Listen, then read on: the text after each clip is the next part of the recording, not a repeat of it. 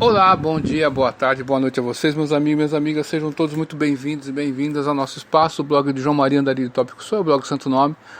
Você, pai, mãe, curioso da educação, aluno, aluna, professor, professora, sejam aí também todos bem-vindos a esse espaço. Você que me acompanha de longa data, fico muito feliz também e agradecido. Estamos no Spreaker Podcast, ao vivo em definitivo, numa podcast num formato específico para o YouTube. Olha que bacana, olha que interessante, e automaticamente também vai ser compartilhada.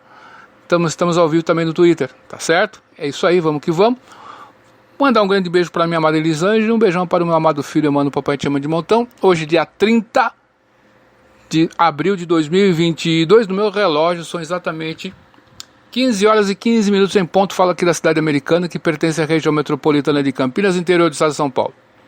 Dito isso aí, meu amigo e minha amiga, eu gostaria de estar falando hoje sobre o autismo, né, um pouquinho, e sobre a inclusão, né, nas escolas, né, o que ninguém fala pra gente, né, infelizmente. Eu já li algumas monografias, alguns livros, eu vejo a situação nas escolas, enfim, aqui na minha região, pertenço à região metropolitana de Campinas, né, no interior do estado de São Paulo aqui, que é americano, em algumas localidades, né, e essa questão da inclusão no papel é muito bonito. A gente vê sempre a culpa resvala no professor, né? Aquela questão do preparo, enfim. Mas tem outras variantes aí, variáveis, vamos dizer assim, que se você não coloca, né, na conta, na equação, você não chega no denominador comum, tá certo? Então, o autismo também é o TEA, transtorno do espectro autista, tem aí diferentes camadas aí, diferentes níveis, tem o leve, moderado e o acentuado, vamos dizer assim, tá certo? Então, a inclusão na escola, todo mundo deveria, essa palavra inclusão, dentro da escola, deveria ser abandonada, porque a escola não deveria fazer barreiras para aceitar as pessoas. Então já começo por aí, tá certo? Então, a escola, a vocação da escola é abrigar naturalmente todas as pessoas, mas para poder abrigar, ela tem que possuir não só profissionais preparados, mas a estrutura física, patrimonial, de recursos, deve atender a demanda. E isso que não acontece. Você pode preparar muito bem um professor, mas se não tiver uma estrutura, uma logística para lidar com certas questões de transtorno, o trabalho não vai ser efetivo. Essa que é a questão. Uma questão do TEA, né, que diz no livro de Kanner e Menezes, olha o seguinte, aspas para Kanner e Menezes: tendência ao isolamento, ausência de movimento antecipatório, dificuldades na comunicação, alterações na linguagem, com ecolalia e inversão pronominal, problemas comportamentais com atividade e movimentos repetitivos, resistência a mudanças e limitação de atividade espontânea, bom potencial cognitivo interessante, embora não demonstrassem capacidade de memorizar grande quantidade de material sem sentido ou efeito prático, dificuldade motora global e problemas com a alimentação. Olha, meus amigos, minhas amigas, a escola por si só, ela deve acolher, ela pode acolher e ela vai acolher. Então, quando falamos em escola inclusiva, eu acho que é um erro. A escola é de tudo, de todos, tá certo? Agora, o movimento que tenta acolher todas as especificidades dentro do aspecto da educação, aí que é uma outra questão. A escola, para as crianças, do modo geral, está devendo muito. Mas ninguém quer tocar nessa tecla, nessa ferida. Então, se Quem tem TEA tem dificuldade de movimentos bruscos, né? Movimentos repetitivos ali, questões do comportamento. Quando você está em sala de aula com as crianças, você sabe disso, professor, professora, as crianças são espontâneas, são imprevisíveis. E esse ambiente, né, pode ser favorável ao autista? Pode. Num certo período. Depois desse período, aí não. Então, tem que ter uma logística de trabalho. E nas escolas públicas, e muitas escolas particulares que estão começando aí, que não tem estrutura precária, mal consegue atender aí as crianças, né? Sem alguma questão especial. E tem pais, processo das escolas, que tem que ter. Então, fica uma questão que quem se prejudica é quem está aqui embaixo, o professor e as escolas. E os políticos, as pessoas que têm que dar uma estrutura adequada, ninguém toca nessas pessoas. Uma outra questão aí, no autista, citando Kenner e Kelman, aspas para eles: o denominador comum desses pacientes é a sua impossibilidade de estabelecer desde o começo da vida interações esperadas com pessoas e situações.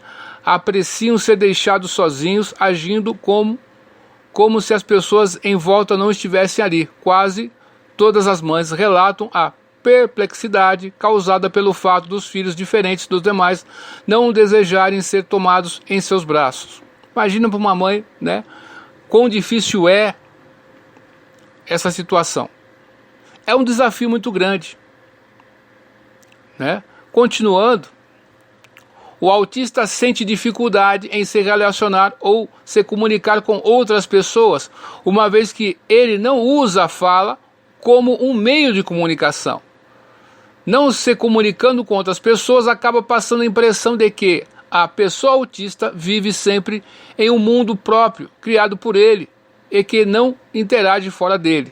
Menezes, né, essa citação é de 2012, na página 25.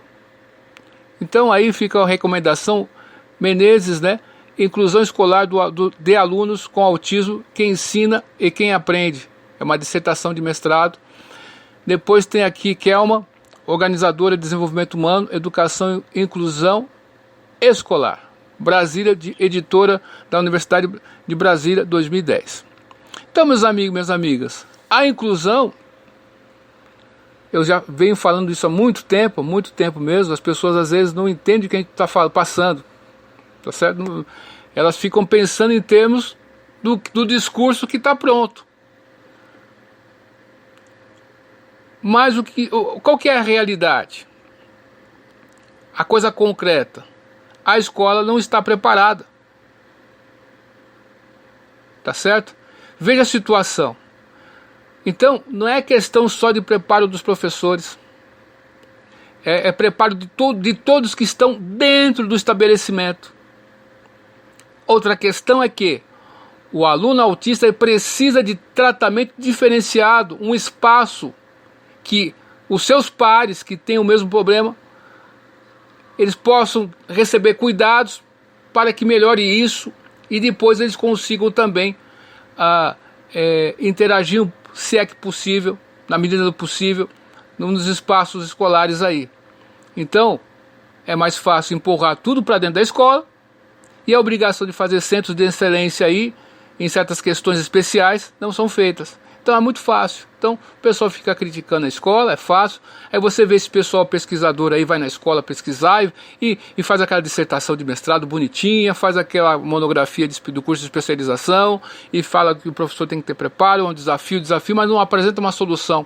Então é uma questão muito séria e do jeito que está aí, salvo algumas exceções, que tem pessoas aí, ó, a síndrome de Down aqui em Campinas, ó, que trabalho maravilhoso.